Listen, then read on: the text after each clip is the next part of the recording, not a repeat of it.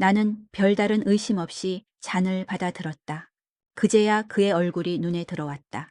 그 남자는 마치 조각상처럼 완벽한 이목구비를 가지고 있었고 마치 만화에서 튀어나온 주인공 같았다. 사람들은 그를 힐끗거리며 속삭였다. 김지훈 대표님이라고. 그가 이 행사를 주최한 거대 기업의 젊은 CEO라는 사실을 알게 되었다. 칵테일은 달콤하고 상큼했다. 한 모금, 두 모금, 잔이 비어갈수록 내 몸이 이상해지기 시작했다. 세상이 빙글빙글 돌고 사람들의 얼굴이 일그러졌다. 몸에 뜨거운 열기가 퍼지기 시작했고 심장이 미친 듯이 뛰었다. 누군가 나에게 속삭였다. 이제 곧 당신은 모두의 장난감이 될 거예요. 목소리가 낯설지 않았다. 바로 내게 칵테일을 건넨 그 남자의 목소리였다. 나는 공포에 질려 주변을 둘러봤지만 사람들은 여전히 웃고 떠들고 있었다. 아무도 나에게 무슨 일이 벌어지고 있는지 눈치채지 못하는 것 같았다. 아니, 눈치채고도 모른 척하는 것 같았다. 그들은 내가 쓰러져 가는 모습을 흥미로운 구경거리 보듯 쳐다보는 듯했다. 나는 비틀거리며 화장실을 향해 걸어갔다. 내 몸이 내 뜻대로 움직이지 않았다. 복도에 다다랐을 때 나는 누군가에게 부딪혔다. 죄송합니다. 나는 겨우 그 말을 내뱉고 고개를 들었다. 내 앞에는 다시 그 젊은 CEO, 김지훈이 서 있었다. 그의 표정은 아까와는 완전히 달랐다. 걱정과 분노가 뒤섞인 듯한 복잡한 표정이었다. 괜찮으세요? 당신 얼굴이 새파래요. 그는 내 팔을 잡았다. 내 몸은 걷잡을 수 없이 뜨거웠다. 그의 손은 얼음장처럼 차가웠고 그 차가움이 나에게는 구원처럼 느껴졌다. 그는 망설임 없이 나를 일으켜 세우고 복도를 가로질러 비상계단으로 나를 이끌었다. 그는 나를 조용한 비상계단에 앉히고 겉옷을 벗어 내 어깨에 덮어주었다. 약 기운이 돌기 시작한 것 같습니다. 조금만 참으세요. 그의 눈빛은 진지했고 그의 목소리는 내게 알 수 없는 안도감을 주었다. 나는 그의 말을 이해할 수 없었지만 그의 행동은 진심으로 나를 걱정하고 있었다. 그는 잠시 자리를 비웠고 곧 물통과 작은 알약 하나를 가지고 돌아왔다. 이걸 드세요. 응급처치약입니다. 몸을 진정시켜 줄 겁니다. 나는 그의 말에 따랐다. 알약을 삼키고 물을 마시자 내 몸을 휘감던 열기가 조금씩 가라앉는 것을 느꼈다. 숨이 편해지고 어지러움도 서서히 사라졌다. 나는 한참 동안 그곳에 앉아 있었다. 그가 내 옆을 지키고 있었다.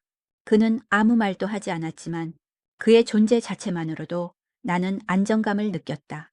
약 기운이 완전히 가라앉았을 때 나는 그제야 정신을 차리고 그를 바라보았다.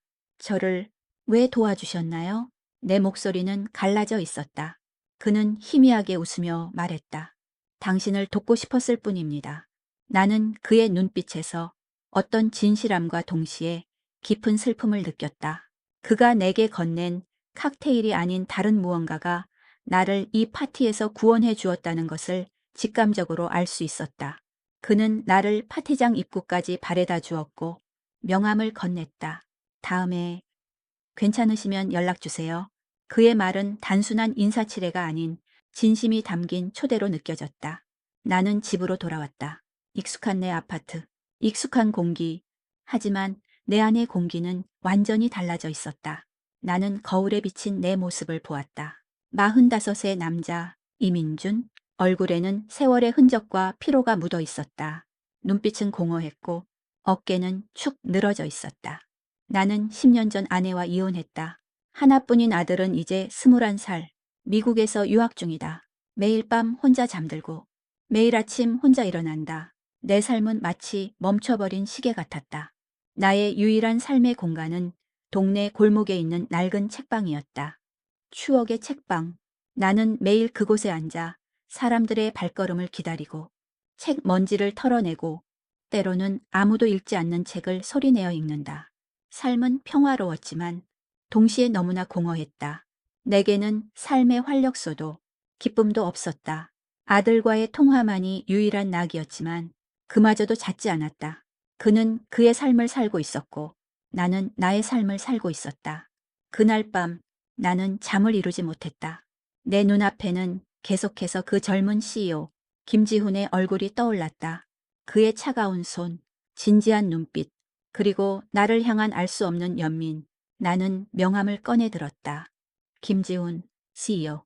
그 명함은 차갑고 딱딱했지만 내게는 어떤 따뜻한 희망의 조각처럼 느껴졌다. 나는 내 삶에 아무런 의미도 재미도 없다고 생각했다. 그런데 그날 밤 나는 아주 오랜만에 누군가에게 구원받았다는 기분을 느꼈다. 그리고 그 구원이 나를 어디로 이끌지 알 수 없었지만 나는 그 길을 걸어보고 싶다는 충동을 느꼈다. 내 삶은 규칙적이었다. 매일 아침 6시에 일어나 따뜻한 물로 샤워를 하고 아무도 없는 식탁에 앉아 커피 한 잔으로 하루를 시작한다. 낡은 창문 너머로 보이는 세상은 늘 분주했지만 내 세상은 항상 고요했다. 7시 반, 나는 집을 나섰다. 어깨에 맨 낡은 가방에는 오늘 읽을 책 한 권과 작은 도시락통이 들어있었다. 10분 남짓 걸어 동네 어귀에 있는 내 책방으로 향한다. 추억의 책방. 누군가는 시적이라고 했고 또 누군가는 촌스럽다고 했다. 간판은 낡았고 문은 삐걱거렸다. 나는 익숙하게 문을 열고 들어가 은은한 먼지 냄새가 풍기는 공기를 깊게 들이마셨다. 이것이 나의 유일한 안식처였다. 벽을 가득 채운 책들은 나의 친구였고 나의 가족이었으며 나의 세상이었다. 나는 매일 아침 책 한 권을 꺼내 먼지를 털어내고 손으로 책장을 쓰다듬었다. 이 책들은 수많은 사람들의 손을 거쳐 내게 왔고 각기 다른 사연과 기억을 품고 있었다. 마치 나처럼 오전 시간은 한가했다. 나는 계산대 의자에 앉아 가져온 책을 읽거나 창밖으로 지나가는 사람들을 관찰했다. 바쁜 걸음으로 출근하는 직장인들, 유모차를 끌고 산책하는 젊은 부부, 시끄러운 웃음소리를 내며 뛰어가는 아이들. 그들의 삶은 활기찼고 나는 그저 그 활기를 멀리서 바라보는 방관자였다. 나에게는 더 이상 활기찬 삶이라는 것이 없었다. 아내와 헤어지고 아들이 유학을 떠난 후 나는 스스로를 이 좁고 낡은 공간 안에 가두었다. 나는 가끔씩 아들과 화상 통화를 했다. 시차 때문에 자주 하지는 못했지만 그 짧은 통화는 내게 유일한 삶의 이유였다. 아바, 잘 지내시죠? 아들의 목소리는 언제나 밝았고 나는 그 목소리에서 아들이 잘 살고 있다는 것을 확인할 수 있었다. 하지만 나는 차마 외롭다는 말을 할 수 없었다. 아들은 그의 삶을 살아야 했고 나는 그의 짐이 되고 싶지 않았다. 통화가 끝나면 나는 다시 혼자가 되었다. 전화기가 내 손에서 멀어질 때마다 내 마음속의 공허함은 더 깊어졌다. 점심시간이 되면 나는 도시락통을 꺼내 들었다. 어제 저녁에 남은 반찬 몇 가지와 밥. 나는 혼자서 밥을 먹는 것에 익숙해져 있었다. 밥을 씹으며 나는 지난 날들을 회상했다. 아내와 함께 마주 앉아 밥을 먹던 시간, 아들의 재롱에 웃음꽃을 피우던 시간. 그 시간들은 마치 다른 세상의 일처럼 아득하게 느껴졌다. 내가 왜 이혼했는지, 무엇이 우리를 갈라놓았는지 이제는 흐릿하게만 기억났다. 아마도 서로에게 너무 무관심해졌기 때문일 것이다. 우리는 함께 살았지만 각자의 섬에 갇혀 있었다. 그리고 나는 이 섬에서 혼자 늙어가고 있었다. 오후가 되면 가끔 손님들이 찾아왔다. 주로 나이 지긋한 어르신들이나 헌책을 좋아하는 몇몇 젊은이들이었다. 그들과 책에 대해 이야기를 나누는 것은 즐거웠지만 그 대화는 잠시뿐이었다. 손님들이 떠나면 책방은 다시 정적에 휩싸였다. 나는 그 정적 속에서 나 자신을 잃어갔다. 나는 누구인가? 이민준. 45세의 이혼남. 낡은 책방 주인. 그게 나의 전부였다. 나는 일부러 사람들과의 만남을 피했다. 동창회, 지인들의 모임, 모두 부담스러웠다. 그곳에서 나는 웃고 떠들어야 했고 내 삶이 괜찮은 것처럼 보여야 했다. 하지만 나는 괜찮지 않았다. 나는 매일 밤 침대에 누워 천장을 바라보며 공허함과 싸웠다. 때로는 잠이 오지 않아 밤새도록 책을 읽었다. 책 속의 주인공들은 사랑하고 싸우고 모험을 떠났다. 그들의 삶은 치열했고 나의 삶은 정지되어 있었다. 며칠 전 파티에서 있었던 일은 나에게 마치 꿈만 같았다마. 비현실적인 공간, 비현실적인 사람들, 그리고 비현실적인 사건. 나는 그날 밤 일을 떠올릴 때마다 심장이 다시 뛰는 것을 느꼈다. 낯선 사람의 손에 의해 위험에 빠졌다가 또 다른 낯선 사람의 손에 의해 구원받은 날. 특히 그 CEO의 얼굴이 자꾸만 떠올랐다. 김지훈. 왠지 모르게 그의 눈빛에서 나와 같은 종류의 외로움을 본 것 같았다. 그의 삶은 화려하고 성공적이었지만 그의 눈은 깊은 우울을 담고 있는 것 같았다. 나는 계산대 서랍에 넣어둔 그의 명함을 꺼내 들었다. 명함은 여전히 차갑고 단단했다. 나는 그 명함을 손가락으로 만지작거리며 한참 동안 고민했다. 연락을 할까? 대체 무슨 이유로? 나는 그에게 도움을 받았고 감사 인사를 해야 했다. 하지만 그게 다가 아니라는 것을 내 마음속 깊은 곳에서는 알고 있었다. 나는 그의 눈에서 보았던 그 외로움의 정체를 확인하고 싶었다. 그리고 어쩌면 나도 모르게 그 외로움에 기댈 수 있을지도 모른다는 작은 희망을 품고 있었다. 나는 천천히 핸드폰을 들어 명함에 적힌 번호를 눌렀다. 나는 한참을 망설였다. 명함에 적힌 번호를 누른 채 통화 버튼을 누르지 못하고 휴대폰 화면만 쳐다봤다. 나는 지금 무슨 짓을 하려는 걸까? 나는 그에게 도움을 받았고 진심으로 감사했다. 하지만 며칠이 지난 지금에서야 연락하는 것은 어색했고 이 연락이 과연 단순한 감사 인사로 끝날 수 있을지 확신할 수 없었다.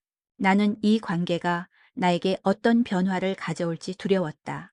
내 삶은 공허했지만 그 공허함에 익숙해져 있었고 이 균형을 깨뜨리는 것이 불안했다. 하지만 결국 나는 통화 버튼을 눌렀다. 신호음이 울렸다. 심장이 쿵쾅거렸다. 마치 첫 데이트를 신청하는 소년처럼 긴장됐다. 여보세요. 김지훈입니다. 그의 목소리는 차분하고 낮았지만 왠지 모르게 따뜻함이 느껴졌다. 저기, 지난번에 파티에서 만난 이민준입니다. 나는 내뱉는 말에 스스로 놀랐다. 마치 목소리가 내 것이 아닌 듯 떨리고 있었다. 아, 이민준 씨.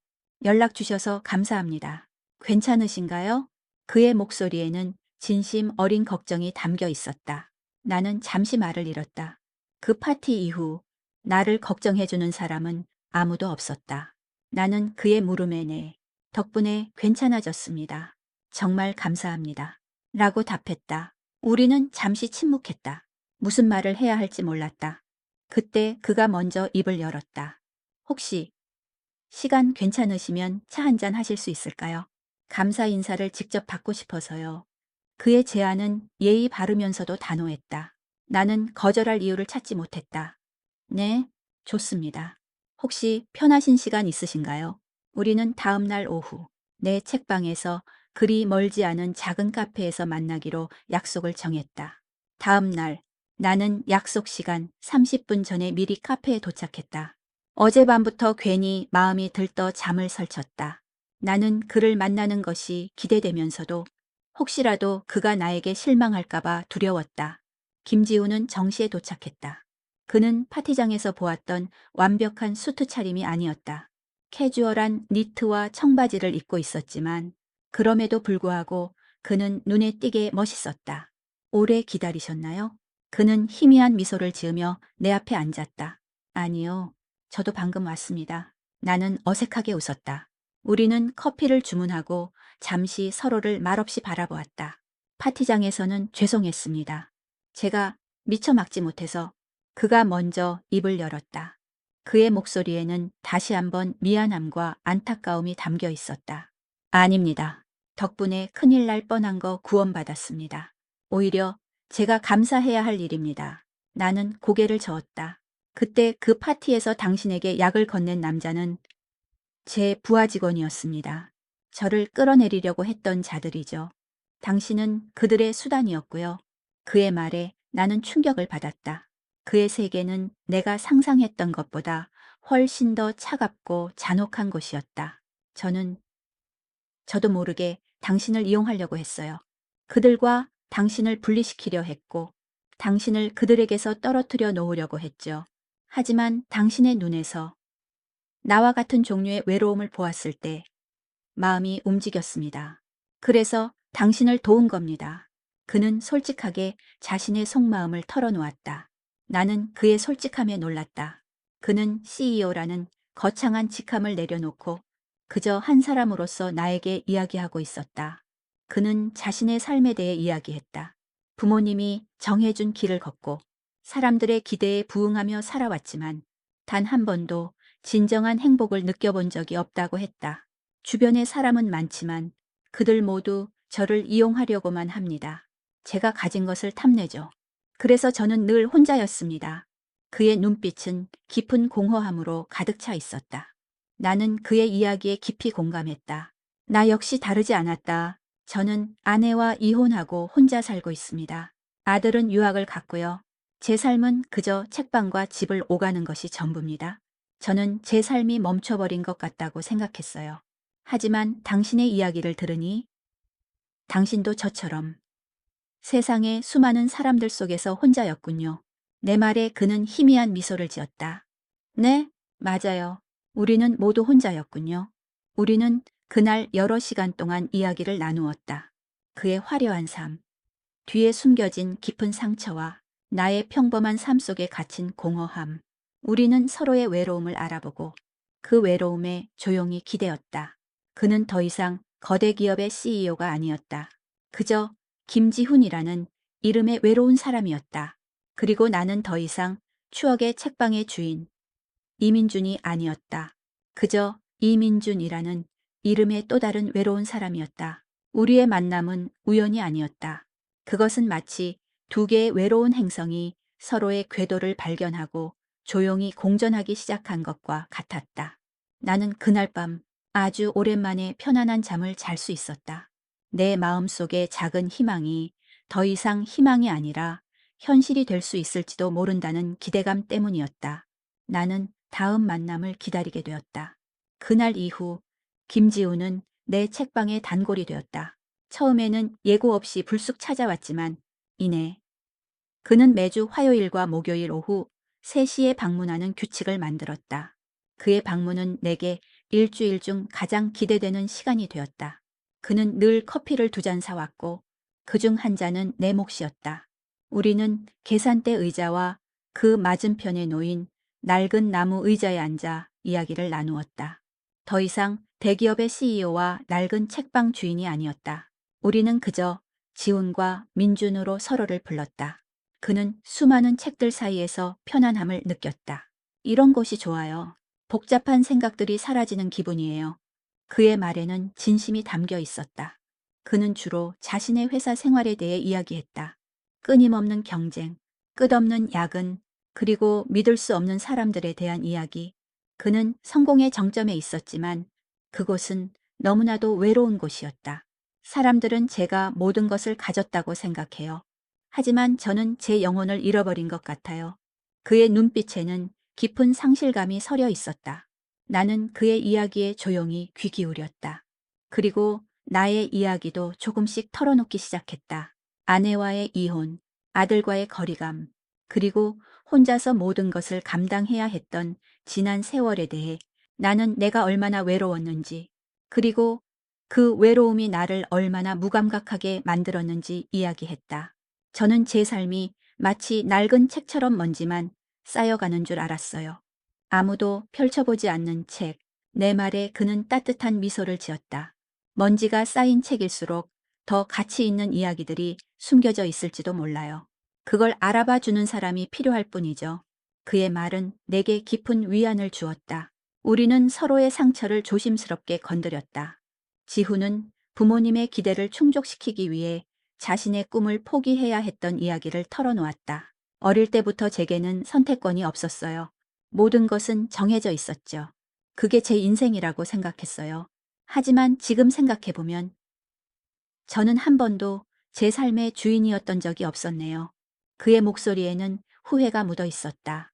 나는 그의 손을 잡고 싶었지만 차마 그럴 수 없었다. 그저 그의 눈을 바라보며 말없이 고개를 끄덕였다. 그의 고통이 내게도 전해지는 듯했다. 책방에서의 대화는 우리의 삶에 깊숙이 스며들었다. 지우는 더 이상 딱딱한 CEO가 아니었고 나는 더 이상 외로운 책방 주인이 아니었다. 우리는 서로에게 가면을 벗고 가장 솔직한 모습을 보여주었다. 그는 나의 책방을 사랑했다. 이곳에 있으면 마음이 편해져요. 마치 오랜 친구의 집에 온 것 같아요. 그는 책방 구석구석을 돌아다니며 책들을 살펴보았다. 나는 그가 좋아하는 작가의 책을 찾아주었고, 그는 마치 보물을 찾은 아이처럼 기뻐했다. 어느 날, 지호는 한 권의 시집을 들고 내게 다가왔다. 이 시가 꼭 당신 이야기 같아요. 그는 시집을 펼쳐 한 구절을 읽어주었다. 오론섬 가든카이, 세상의 파도를 바라보네.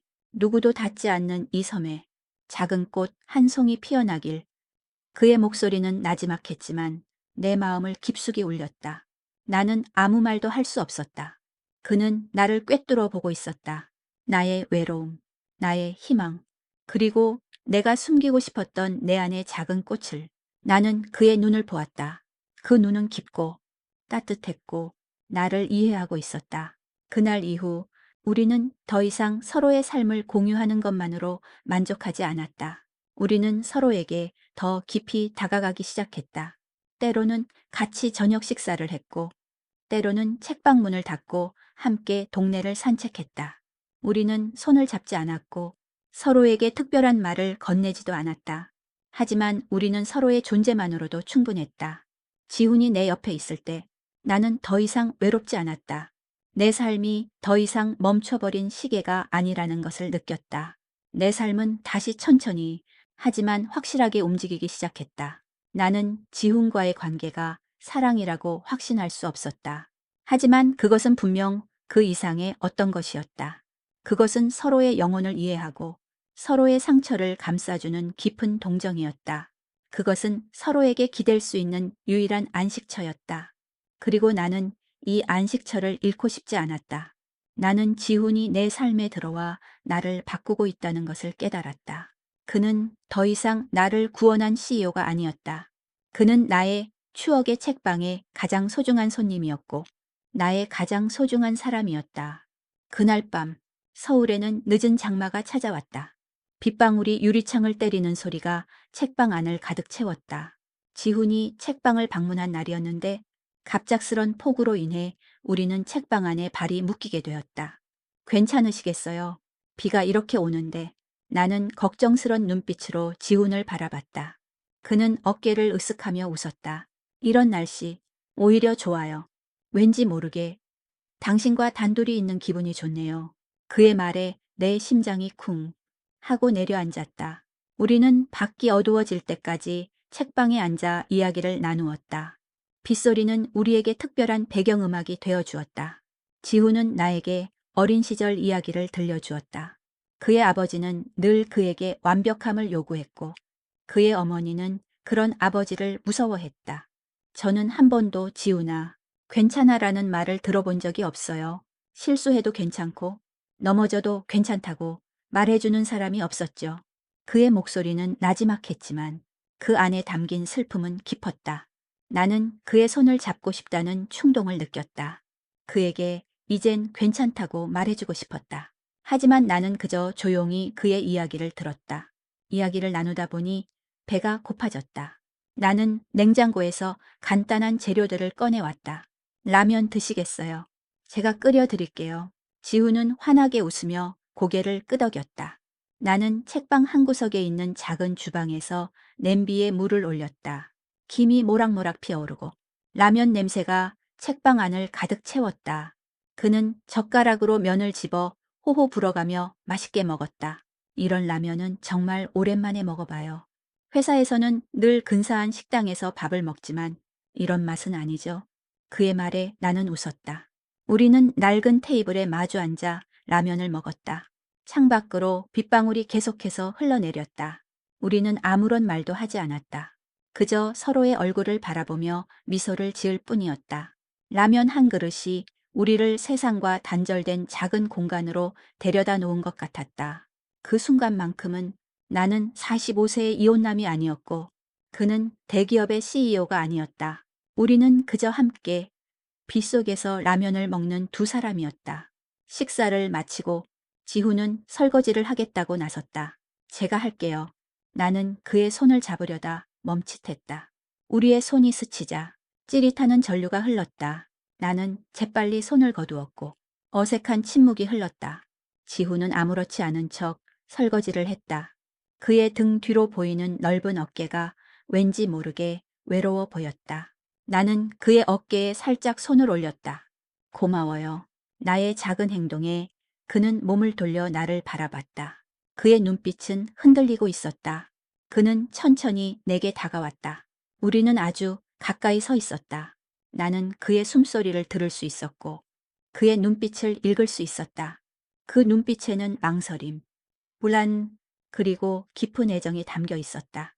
그는 천천히 손을 들어 내 뺨을 감쌌다. 그의 손은 따뜻했고 그의 눈빛은 부드러웠다. 민준 씨, 그의 목소리가 떨렸다. 그 순간 모든 것이 멈춘 듯했다. 밑소리도, 세상의 소음도 오직 우리 두 사람만 존재했다. 그는 조심스럽게 내게 입을 맞췄다. 처음에는 아주 부드럽고 조심스러운 입맞춤이었다. 나는 그의 입술에 내 입술을 맞대었다. 그 입맞춤은 단순한 입맞춤이 아니었다. 그것은 서로의 영혼에 닿는 것 같았다. 우리의 외로움, 우리의 상처, 그리고 우리의 희망이 그 입맞춤 안에 담겨 있었다. 나는 눈을 감았다. 내 심장이 터질 것처럼 뛰었다. 나는 아주 오랜만에 살아있다는 것을 느꼈다. 입맞춤이 끝나고 우리는 서로를 말없이 바라보았다. 지훈의 눈에는 눈물이 고여 있었다. 미안해요. 제가 너무 성급했나요? 그의 목소리에는 불안함이 담겨 있었다. 나는 그의 눈물을 닦아주었다. 아니요. 괜찮아요. 저도 당신과 같았으니까요. 나의 말에 그는 환하게 웃었다. 그 웃음은 내가 그동안 보았던 그 어떤 웃음보다도 진심이었다. 그날 밤 지훈은 내 책방에서 밤을 보냈다. 우리는 나란히 책을 읽었고 나란히 잠이 들었다. 그는 내게 말했다. 나는 이제 더 이상 혼자가 아니에요. 당신이 내 옆에 있어줘서 정말 고마워요. 그의 말은 내게도 똑같이 울렸다. 나는 지훈의 손을 잡았다. 그의 손은 따뜻했고 그 따뜻함이 내 마음속 깊은 곳까지 스며들었다. 나는 그날 밤 아주 오랜만에 악몽을 꾸지 않고 깊은 잠에 빠져들었다. 우리의 관계는 새로운 국면을 맞이했다. 지훈은 더 이상 매주 2번만 오는 손님이 아니었다. 그는 거의 매일 책방에 들렀고 우리는 함께 저녁을 먹고 산책을 했다. 나는 그의 눈을 통해 내가 잃어버렸던 세상을 다시 보기 시작했다. 그는 내가 무심코 지나치던 길가의 작은 꽃, 하늘을 가로지르는 비행기의 흔적, 그리고 노을이 지는 모습까지도 아름답다고 말해 주었다. 나는 그의 옆에서 다시금 세상의 아름다움을 느낄 수 있었다. 나의 흑백 같았던 세상은 다시 색을 되찾았다. 그러던 어느 날 한 중년 남자가 책방 문을 열고 들어섰다. 그는 낯이 익었다. 그는 바로 내가 예전에 다니던 회사 동료이자 아내와 내가 이혼하기 전까지 가장 친했던 친구, 박민우였다. 그는 놀란 표정으로 나를 바라봤다. 민준아, 여기서 뭐해? 너 책방 한다는 소리는 들었는데 진짜였네. 그의 목소리에는 반가움과 동시에 알 수 없는 의심이 섞여 있었다. 민우야, 오랜만이네? 안냐, 차 한 잔 줄까? 나는 어색하게 웃으며 그를 맞았다. 우리는 지난 세월에 대해 이야기했다. 민우는 여전히 회사에 다니고 있었고 가족들과 행복하게 살고 있다고 했다. 그는 나의 삶에 대해 물었다. 나는 그저 괜찮아. 그냥 이렇게 조용히 살고 있어. 라고 대답했다. 그때 책방 문이 다시 열리고 지훈이 들어왔다. 민준 씨, 저 왔어요. 그는 내게 환하게 웃으며 다가왔다. 하지만 민우는 지훈의 얼굴을 보자마자 표정이 굳어졌다. 김지훈 씨, 맞으시죠? 스그룹의 김지훈 대표님. 민우의 목소리는 경직되어 있었다. 네, 맞습니다. 그런데 저를 아시는 분이신가요? 지훈은 의아한 표정으로 민우를 바라봤다. 아는 정도가 아니죠. 제 회사에 지분을 투자하셨잖아요. 그런데 어쩌다 이런 곳에. 민우는 나를 힐끗거리며 마치 경멸하듯한 눈빛으로 우리 둘을 번갈아 쳐다봤다. 나는 그의 시선이 불쾌했다. 저와 민준 씨는 그냥 친구입니다. 지우는 단호하게 말했다. 하지만 민우는 비웃듯이 콧방귀를 뀌었다. 친구요. 세상 사람들이 뭐라고 생각할까요? 대기업의 젊은 CEO와 낡은 책방 주인이 친구라. 혹시 이용하는 거 아니에요? 그의 말에 나는 심장이 쿵 하고 내려앉았다. 박민우 씨, 말 조심하세요. 그런 불순한 의도 없습니다. 지훈의 목소리는 차갑게 가라앉았다. 민우는 계속해서 내게 속삭였다. 민준아, 네 대체 무슨 생각을 하는 거야? 저런 사람에게 이용당하는 거 몰라? 아니면 너 지금 게이가 된 거야? 그의 말은 비수처럼 내 가슴에 박혔다. 나는 분노와 수치심에 얼굴이 달아올랐다. 나는 그를 책방에서 내쫓고 싶었지만 차마 그럴 수 없었다. 지훈은 내 어깨에 손을 올리고 민우에게 말했다. 민준 씨는 제가 아는 가장 순수하고 진실된 사람입니다. 당신이 함부로 판단할 자격 없어요. 그의 목소리에는 나를 보호하려는 단호함이 담겨 있었다. 민우는 더 이상 할 말이 없다는 듯 비꼬는 웃음을 남기고 책방을 떠났다. 그가 떠난 후 나는 주저앉아 버렸다. 눈물이 쏟아져 내렸다. 나는 내가 왜 이렇게 슬픈지 알 수 없었다. 민우의 말이 옳았을까? 지훈이 나를 이용하고 있는 것은 아닐까? 아니면 나는 정말로 이상한 사람이 되어버린 것일까? 나는 내 자신에 대해 그리고 지훈과의 관계에 대해 의심하기 시작했다. 지훈은 나를 안아주었다. 괜찮아요. 민준 씨, 괜찮아요. 다른 사람들이 뭐라고 하든 상관없어요. 중요한 건 우리 마음이잖아요. 그의 품은 따뜻했고 그의 말은 나를 위로해 주었다. 하지만 나는 두려워요. 사람들이 우리를 이상하게 볼까봐. 우리 관계를 더럽다고 생각할까봐. 나는 그의 품 안에서 흐느꼈다. 상관없습니다. 우리는 아무 잘못도 하지 않았어요. 우리는 그저 서로에게 힘이 되어주고 있을 뿐입니다. 당신은 내게 가장 큰 위로였고 나는 당신에게 유일한 안식처가 되고 싶습니다. 우리 관계는 순수하고 아름다운 겁니다. 그의 진심 어린 말은 나의 불안함을 조금씩 덜어주었다. 나는 그의 말에 고개를 끄덕였다. 그래, 우리 관계는 이상한 것이 아니었다. 그것은 사랑이었다. 단순히 성별을 떠나 두 외로운 영혼이 서로를 알아보고 사랑하게 된 것이다. 나는 처음으로 우리 관계를 사랑이라고 정의할 수 있었다. 그리고 나는 그 사랑을 지키고 싶었다. 민우의 말은 우리에게 상처를 주었지만 동시에 우리 관계를 더욱 단단하게 만들었다. 우리는 세상의 편견과 싸워야 한다는 것을 깨달았다. 그리고 우리는 그 싸움에서 함께하기로 결정했다. 민우의 방문은 우리에게 상처를 주었지만 동시에 우리 관계를 더욱 견고하게 만들었다. 우리는 세상의 시선에 굴하지 않기로 결심했다. 지우는 당신이 나에게 가장 소중한 사람이라는 것을 내 가족에게도 보여주고 싶어요. 라고 말했다. 나는 그의 용기에 놀랐다. 나는 내 아들에게도 말하기 어려웠던 우리 관계를 그는 자신의 가족에게 먼저 보여주고 싶다고 했다. 나는 그의 제안을 받아들였고 우리는 그의 본가로 향했다. 지훈의 집은 내가 상상했던 것보다 훨씬 더 웅장했다. 거대한 정원과 위험 있는 저택. 나는 그 앞에서 한없이 작아지는 기분이었다. 지훈의 부모님은 겉으로는 우리를 방했지만 그들의 눈빛은 차가웠다. 특히 지훈의 아버지는 나를 위아래로 훑어보며 마치 상품을 평가하듯한 눈빛을 보냈다. 우리 지훈이한테 무슨 짓을 했나? 네가 뭔데? 우리 아들 옆에 붙어 다니나? 그의 목소리는 나지막했지만 그 안에 담긴 경멸은 칼날 같았다. 나는 아무 말도 할 수 없었다. 지훈은 내 손을 잡고 그의 아버지에게 말했다. 아버지, 민준 씨는 제 친구입니다. 아니, 그 이상의 존재입니다. 민준 씨 덕분에 저는 다시 살아갈 힘을 얻었어요. 그의 말에 아버지는 코웃음을 쳤다. 살아갈 힘, 헛소리 말고 너는 이 집안의 장남이고 S그룹의 후계자야. 너에게 필요한 건 낡은 책방 주인이 아니라 너와 동등한 위치에 있는 사람이야. 그의 말은 지훈에게 깊은 상처를 주었다. 그때 지훈의 어머니가 조용히 다가왔다. 지훈아, 이럴 필요 없지 않니? 너희 아버지가 무슨 말을 하든 나는 항상 네 편이야. 하지만 너를 위해서라도 이런 관계는 사람들이 뭐라고 생각하겠니? 그녀의 목소리는 부드러웠지만 그 안에는 아들을 향한 깊은 걱정과 동시에 세상의 시선에 대한 두려움이 담겨 있었다.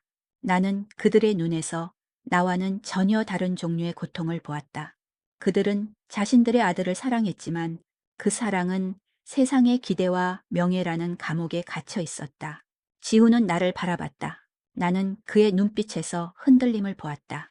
나는 그가 얼마나 많은 압박을 견뎌왔는지, 그리고 얼마나 외로운 싸움을 해왔는지 깨달았다. 나는 그에게 더 이상 짐이 되고 싶지 않았다. 지훈아, 괜찮아? 나중에 다시 오자. 나는 그의 손을 잡고 말했다. 하지만 지훈은 내 손을 더 강하게 잡았다. 아닙니다. 민준 씨, 저는 도망치지 않을 겁니다. 그는 그의 부모님에게 충격적인 사실을 털어놓았다. 아버지는 아셨죠? 제가 왜 전 부인과 이혼했는지. 그 여자는 아버지와 제가 가장 믿었던 제 친구와 바람을 피웠습니다. 저는 그들에게 버림받았고 아버지와 이혼하면 모든 것을 잃게 될 것이라고 협박했어요. 저는 그 상황에서 도망치고 싶었지만 아버지는 저에게 참아라. 네가 이혼하면 그룹의 명성에 먹칠을 하는 거야. 라고 말씀하셨죠? 그날 이후 저는 제 마음의 문을 닫았어요. 아무도 믿지 않았고 아무에게도 제 마음을 열지 않았습니다. 그런데 민준 씨는 달랐어요. 그는 저에게 아무것도 바라지 않았고 그저 저를 있는 그대로 받아주었습니다. 민준 씨는 제게 유일한 구원이었어요. 아버지, 어머니, 제가 행복해지는 걸 원치 않으세요. 저는 이 사람과 함께라면 행복할 수 있을 것 같아요. 지훈의 말은 그의 부모님에게 깊은 충격을 주었다. 그의 아버지는 아무 말도 하지 못했고 그의 어머니는 눈물을 흘렸다. 나는 지훈의 용기에 감동했다. 그는 나를 위해 자신의 가장 깊은 상처를 드러냈다. 나는 그의 손을 잡고 그의 눈을 바라봤다. 그 눈은 더 이상 외롭지 않았다. 그 눈은 사랑과 희망으로 빛나고 있었다. 나는 그의 손을 잡고 그의 곁에 서 있었다. 그의 가족의 반대에도 불구하고 나는 그에게 힘이 되어주고 싶었다. 그날 밤 우리는 지훈의 집을 떠나왔다. 그의 부모님은 아무 말도 하지 않았지만 그들의 표정에는 어떤 동요가 있었다. 그들은 아마도 자신들의 아들이 얼마나 오랜 세월 동안 고통받았는지, 그리고 그 아들을 구원한 것이 바로 내가 아닌가 하는 생각에 빠졌을 것이다. 나는 지훈의 손을 놓지 않았다. 그는 더 이상 외로운 CEO가 아니었다. 그는 나의 사람이었다. 우리는 함께 모든 것을 이겨낼 수 있을 것이다. 지훈의 본가에서 돌아온 후 우리는 말없이 밤거리를 걸었다. 서울의 밤은 차갑고 우리는 서로에게 기대어 걸었다. 나는 지훈의 손을 잡았다. 그의 손은 따뜻했고 그 따뜻함이 나의 불안함을 덜어주었다. 괜찮아요. 민준 씨. 저는 괜찮습니다. 오히려 속이 후련해요. 오랫동안 숨겨왔던 진실을 마침내 털어놓았으니까요. 그의 말은 진심이었다. 그는 더 이상 짐을 지고 있는 것 같지 않았다. 그는 이제야 자유로워진 듯 보였다. 우리는 내 책방에 도착했다. 지우는 나를 꼭 안아주었다. 고마워요. 민준 씨. 당신이 내 옆에 있어줘서 나는 용기를 낼 수 있었어요. 나는 그의 등을 토닥여 주었다. 아닙니다. 지훈 씨가 용기 있는 사람이었기 때문이에요. 우리는 서로의 눈을 바라보며 미소를 지었다. 우리의 눈빛은 그 어느 때보다도 깊었고 그 안에는 서로에 대한 사랑과 신뢰가 가득 담겨 있었다. 다음 날 나는 아들에게 전화를 걸었다. 승호야, 아빠, 할 말이 있어. 나는 떨리는 목소리로 말을 시작했다. 아들은 내 목소리에서 무언가 심상치 않음을 느꼈는지 무슨 일이에요? 아빠, 아파요. 라고 물었다. 나는 잠시 망설였다. 내가 이 말을 하면 아들이 실망할까봐 혹은 나를 멀리할까봐 두려웠다. 하지만 나는 용기를 내어 말했다. 아빠에게 소중한 사람이 생겼어. 나는 지훈과의 관계를 솔직하게 털어놓았다. 내가 얼마나 외로웠는지, 그리고 지훈이 나에게 어떤 존재인지 이야기했다. 전화기 너머로 잠시 침묵이 흘렀다. 나는 숨을 죽이고 아들의 대답을 기다렸다. 그리고 이어진 아들의 목소리는 내가 예상했던 것과는 전혀 달랐다. 아빠, 왜 이제야 말했어요? 나는 아빠가 항상 혼자 계셔서 걱정 많이 했어요. 나는 아빠가 행복했으면 좋겠어요. 아빠의 행복이 내게도 행복이니까. 아빠가 사랑하는 사람. 언젠가 꼭 보고 싶어요. 내가 한국 돌아가면 꼭 셋이서 같이 밥 먹어요. 나는 아들의 말에 눈물이 쏟아져 내렸다. 나는 아들이 나를 이해하고 나를 응원해 줄 것이라고는 상상도 하지 못했다. 나는 내 아들이 자랑스러웠고 그에게 고마웠다. 나는 아들이 나에게 준 사랑과 이해가 얼마나 큰 힘이 되는지 깨달았다. 아들의 지지 덕분에 나는 더욱 용기를 얻었다. 그날 저녁, 지훈은 내게 중대한 결심을 털어놓았다. 민준 씨, 저 회사 그만둘 겁니다. 나는 놀라서 그를 바라봤다. 갑자기 무슨 말이에요? 당신의 회사잖아요. 그 모든 것을 그는 내 말을 끊고 말했다. 저는 그동안 회사를 위해 살아왔습니다. 아버지의 기대, 사람들의 욕망. 하지만 이제는 저를 위해 살고 싶어요. 저는 더 이상 차가운 사무실에서 외로운 싸움을 하고 싶지 않아요. 당신과 함께라면 낡은 책방이어도 괜찮습니다. 평범한 삶이어도 괜찮습니다. 나는 그의 결심에 감동했다. 그는 나를 위해 자신의 모든 것을 내려놓으려 했다. 나는 그의 손을 잡았다. 지훈 씨, 당신이 이 모든 것을 포기하지 않았으면 좋겠어요. 당신은 당신의 삶을 살고 저는 저의 삶을 사는 거죠. 우리는 서로에게 힘이 되어주면 됩니다. 지훈은 내 말에 미소를 지었다. 민준 씨, 제게는 당신이 내 삶의 가장 중요한 부분입니다. 당신과 함께하는 삶이 제게는 가장 큰 가치예요. 저는 이 모든 것을 포기하는 것이 아니라 진정한 행복을 선택하는 겁니다. 지우는 며칠 뒤 이사회에 사직서를 제출했다. 그의 사직 소식은 큰 파장을 불러일으켰다. 사람들은 그가 왜 모든 것을 버리고 떠나는지 이해하지 못했다. 하지만 나는 알 수 있었다. 그는 더 이상 가면을 쓴 채 살고 싶지 않았던 것이다. 그는 진정한 자신을 찾고 진정한 사랑을 찾은 것이다. 지훈은 내게 제안했다. 민준 씨, 우리 책방을 함께 운영해요. 이 낡은 공간을 우리만의 보금자리로 만들어요.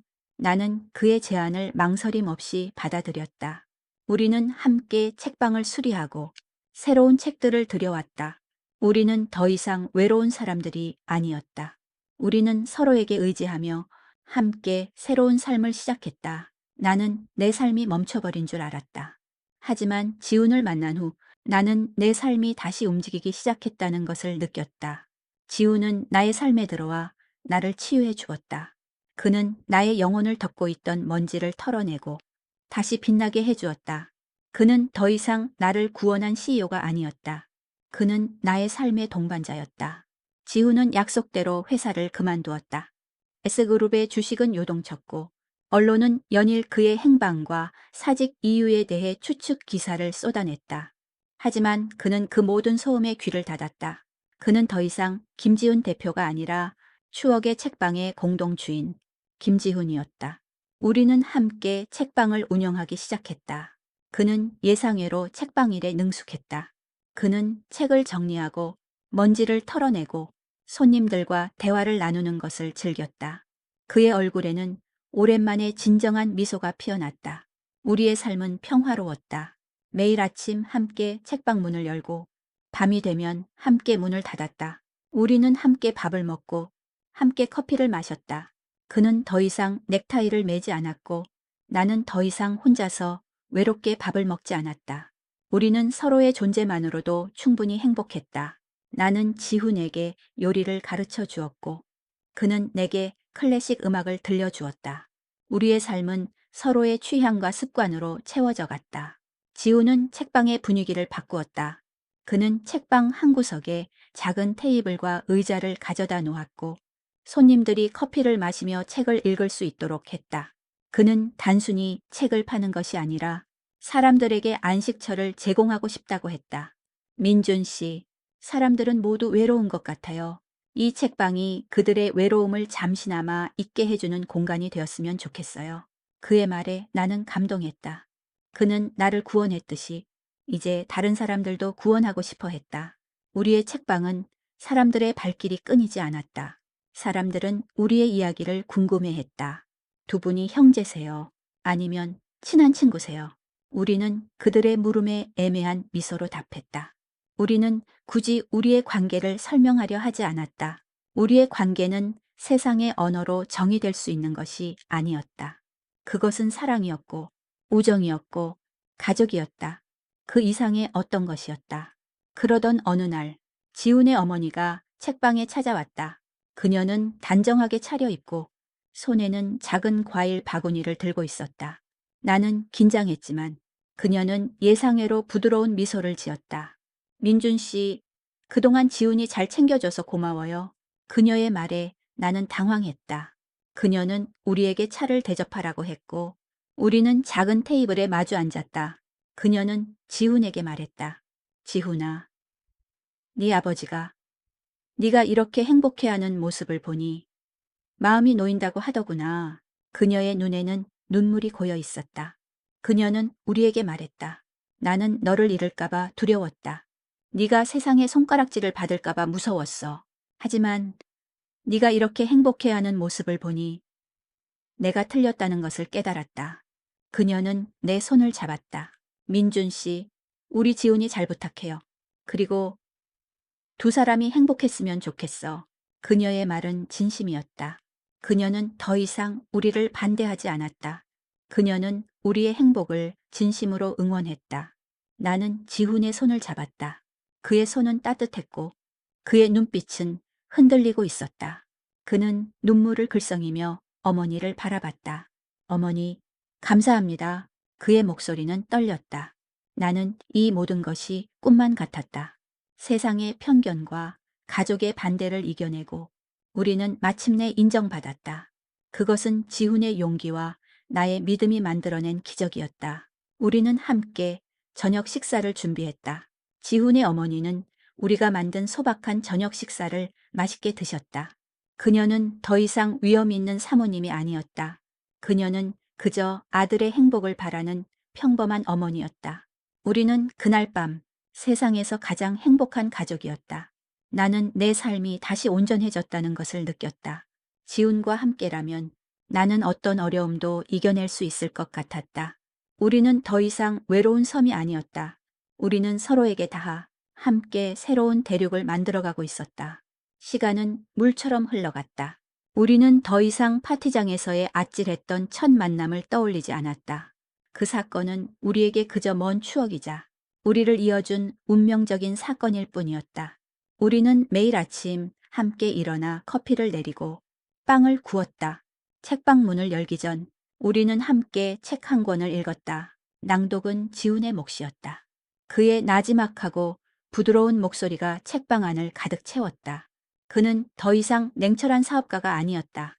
그는 그저 한 여린 영혼이었고 나는 그런 그를 사랑했다. 책방의 분위기도 바뀌었다. 우리는 책들을 더 보기 좋게 정리했고 지훈은 손님들이 편하게 앉아 책을 읽을 수 있도록 곳곳에 작은 의자를 놓았다. 우리는 책방 한 구석에 작은 화분을 놓아두고 함께 물을 주었다. 화분에는 우리가 처음 만났던 날, 내가 그에게서 구원받았을 때의 기억을 담아 구원이라는 이름을 붙였다. 화분 속 작은 식물은 무럭무럭 자라나 푸른 잎을 뽐냈다. 우리는 그 식물을 보며 서로에게 얼마나 큰 의미인지 다시금 깨달았다. 나의 삶은 더 이상 흑백이 아니었다. 지훈이 내 삶에 들어온 후 나의 세상은 다시금 선명한 색을 되찾았다. 나는 매일 아침 그의 얼굴을 보며 잠에서 깨고 매일 밤 그의 따뜻한 숨소리를 들으며 잠이 들었다. 나는 더 이상 외롭지 않았다. 우리는 서로에게 가족이 되었고 친구가 되었고 연인이 되었다. 우리는 서로의 가장 깊은 상처를 알고 있었고 서로의 가장 깊은 외로움을 이해했다. 우리의 사랑은 단순히 서로를 향한 감정을 넘어 서로를 치유하고 서로에게 새로운 삶을 선물하는 과정이었다. 아들이 방학을 맞아 한국에 돌아왔다. 나는 아들에게 지훈을 소개했다. 아들은 지훈을 보자마자 환하게 웃으며 악수를 청했다. 안녕하세요. 김지훈 씨. 우리 아빠 잘 부탁드립니다. 아들의 말에 나는 감동했고 지훈은 눈시울을 붉혔다. 우리는 함께 저녁 식사를 했다. 아들은 지훈에게 그의 삶에 대해 물었고 지훈은 솔직하게 자신의 이야기를 털어놓았다. 아들은 지훈의 이야기에 귀 기울였고 그를 진심으로 존경하는 눈빛을 보냈다. 나는 그 모습을 보며 세상에서 가장 행복한 아빠라고 생각했다. 밤이 깊어지고 아들이 잠자리에 든 후 우리는 함께 와인을 마셨다. 민준 씨, 정말 고마워요. 당신 덕분에 저는 이렇게 행복해질 수 있었어요. 지훈은 내 손을 잡고 말했다. 아닙니다. 지훈 씨 덕분에 저는 다시 살아갈 이유를 찾았어요. 우리는 서로를 바라보며 미소 지었다. 우리는 서로에게 가장 큰 선물이었다. 그날 밤, 지훈은 내게 아주 조심스럽게 물었다. 민준 씨, 우리 같이 살까요? 그의 말에 나는 눈물이 핑 돌았다. 나는 그의 손을 잡고 고개를 끄덕였다. 네, 지훈 씨, 우리 함께 해요. 평생을. 그의 눈에서도 눈물이 흘렀다. 우리는 서로를 꼭 안아주었다. 그 포옹은 세상의 어떤 말로도 표현할 수 없는 깊은 사랑과 약속이 담겨 있었다. 우리는 동네 어귀에 작은 집을 구했다. 책방과 가까운 곳이었다. 우리는 함께 집을 꾸몄다. 지훈은 내게 많은 것을 선물해주고 싶어 했지만 나는 그저 소박한 삶을 원했다. 우리는 함께 가구를 조립하고 함께 페인트칠을 했다. 우리의 새로운 보금자리는 우리의 사랑으로 채워졌다. 이야기는 이렇다. 나는 한때 인생의 모든 것을 잃었다고 생각했다. 사랑, 가족, 그리고 나 자신. 나는 외로움이라는 감옥에 갇혀 아무도 알아봐 주지 않는 낡은 책처럼 먼지만 쌓여가고 있었다. 하지만 운명은 나에게 한 사람을 보내주었다. 그는 나를 세상의 위험으로부터 구원했을 뿐만 아니라 나의 영혼을 병들게 했던 외로움에서도 나를 구원해 주었다. 그는 내게 새로운 삶을 선물했고 나는 그에게 진정한 행복을 선물했다. 어느 맑은 오후, 우리는 책방에 앉아 있었다. 햇살이 책방 안으로 부드럽게 쏟아져 들어왔다. 지훈은 내가 읽고 있던 책을 덮고 내 손을 잡았다. 민준 씨, 우리 영원히 함께해요. 나는 그의 말에 고개를 끄덕였다. 나는 내 삶의 가장 깊은 곳에서부터 행복이 솟아오르는 것을 느꼈다. 우리는 영원히 서로의 편이 될 것이었다. 우리는 서로에게 유일한 안식처였고 가장 소중한 존재였다. 우리의 사랑은 가장 소박하고 가장 아름다운 모습으로 꽃피우고 있었다. 숨 막히는 공기, 귀를 찌르는 음악 소리, 그리고 샴페인 잔을 든 차에 희미한 미소를 띠고 있는 사람들. 내 나이 45. 이런 화려한 파티는 나와는 거리가 멀었다. 그럼에도 나는 이 자리에 서 있었다. 아는 지인의 부탁으로. 어쩌다 보니 이 거대한 호텔 연회장의 한 귀퉁이에 서서 낯선 사람들의 웃음소리 속에 나 자신을 잃어가는 기분이었다. 모두들 가면을 쓴 듯 보였다. 매끄러운 웃음, 진부한 칭찬, 그리고 날카롭게 빛나는 눈빛들. 나는 그들과 어울리지 못하고 벽에 기대어 서 있었다. 그때 한 젊은 남자가 다가왔다. 그는 손에 샴페인 잔 2개를 들고 있었다. 혼자 계시네요. 제가 만든 칵테일입니다. 한번 드셔보세요. 그의 목소리는 부드러웠고 미소는 순수해 보였다.